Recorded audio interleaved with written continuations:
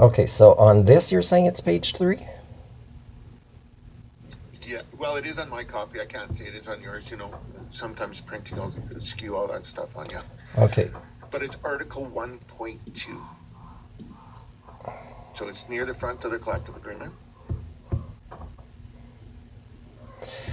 Yeah, the employer and the union agree that under the collective agreement there shall be no discrimination, interference, restriction, or coercion exercised or practiced with respect to any employee in the matter of hiring, wage rates, training, upgrading, promotion, transfer, layoff, recall, discipline, classification, discharge, or otherwise by reason of age, race, creed, color, national origin, religion, political affiliation or activity, sexual orientation, sex or marital status, family relationship, place of residence, physical handicap, gender identity, nor by reason of membership or activity in the union. Nothing in clause shall be interpreted as prohibited the parties from jointly agreeing to an affirmative action. And then, yeah, okay, so for me, like the category is, for example, I walk the talk of the standards that most people claim they already have. So I don't know if that falls under all these different categories, but for me, it's like I present the data, you sabotage this work, you hurt my reputation. But also, this letter of you didn't pass the probation period, I had already, weeks before, told them they already had 3 strikes in our probation period. Plus, they say this in the letter without giving details. So, in a way, they don't like that I've been documenting their failures. And I don't just do this for me, because if you watch my YouTube videos, or if you read a lot of my work, I'm a culture repairer. I can't stop from being a culture repairer. I can't stop from being learner centered, which I've been very clear with them from the beginning. And they say, oh, we're like that too. Oh, you'll be surprised. There'll be times when there'll be a conflict where I'm learner centered and you don't want to apply what that looks like. So again, Jeff, when one of my students that saw me the most, I gave her an assignment in English, and I asked her, I said, do you agree that this is your assignment? And I gave her choices. She could record an audio, a video, or just in writing. And I say, I have a meeting, and it was with the other dean that presented this letter of firing. Is there'll be important people at the college. Do you agree that I could send your assignment to them where it talks about how she feels with the lack of support? And I was hoping that I could read it to them, but the lady, another Kelly, a dean there, wasn't Kelly interested. Quinn. And then nobody ever responded because I sent it to everybody like I promised my student that she did this work. Now again, a learner-centered learning specialist can do this and can create this cultural repair. But again, to be banned from a place when you are pro-learner, cultural repair, and that's what it always claims I am on my resume and when I present myself, I don't try to sell an image. I am who I am. And this is so rare that people start thinking, this guy must have a criminal record, or this guy must have mental illness, or this guy must be the best liar in the world, or he must be narcissistic. Because it's so far from the norm to somebody to walk the talk, to have made the progress I've made to survive being poor, or survive, with very few friends, if any, and usually they're animals of other species, And so it's a challenging world, but it doesn't, for somebody that's self-actualized to become an Homo sapien up here with the right thinking tools and balance of variety of intelligence, it's a lonely world, but I can't stop. I can't stop from doing what is right for the entire system. And again, this shakes the status quo.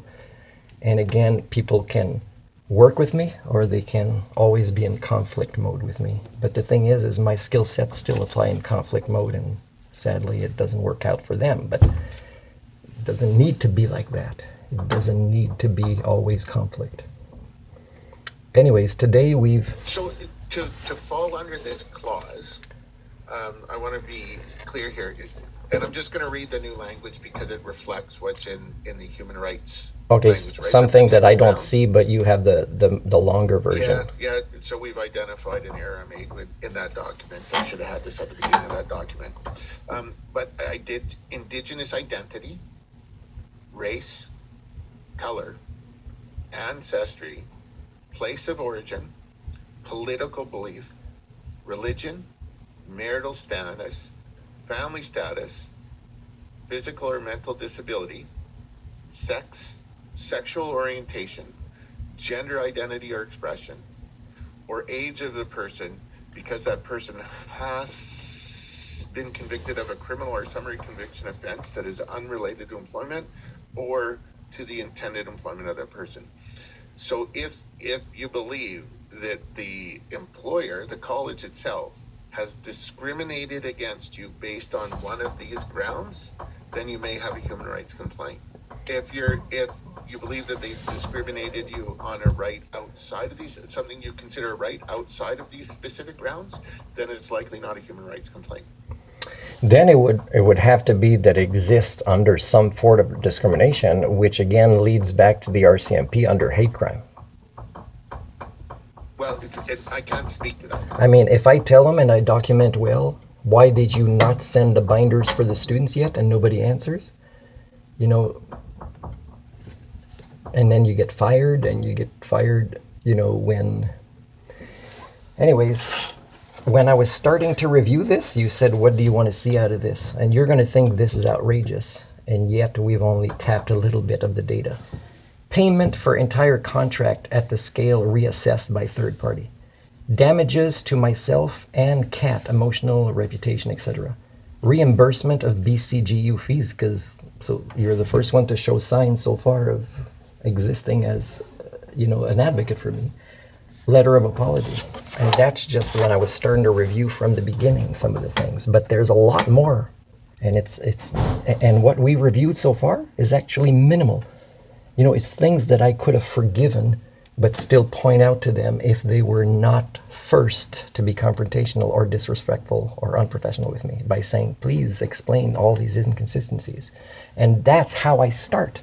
The first email I sent to Maggie, I actually read to Kelly Jean. Say, I want to make sure I don't end up in arguments about scale later. Can I? And she said, oh, they usually know. I said, no, I usually have to explain what a first cycle, second cycle, third cycle degree is to college staff. I usually have to explain the difference between undergraduate, graduate, and postgraduate degrees. So I read her that email. She told me to tweak a few things, and I sent it to Maggie. And again, I was giving her all the information she needed, but the effort she put in was minimal. And again, people say we can't afford to lose our first aid teacher there. Kelly told me, so when you take the first aid course, and it's like, I'm the one that livened it up, and she appreciated me. I said, ask her.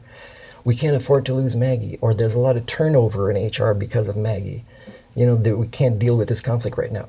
But what you're saying is you're happy with your systemic issues, and I should be one of your victims when you are almost not a victim of it. You are the facilitators of the systemic issues. And you don't have to fire Maggie, but somebody above her has to say, we're going to put you on a probation. You don't lose your job. We're just going to have somebody review your work. And sometimes it's somebody that's already there as a staff, but that's super intimidated by Maggie that could just make sure. Work has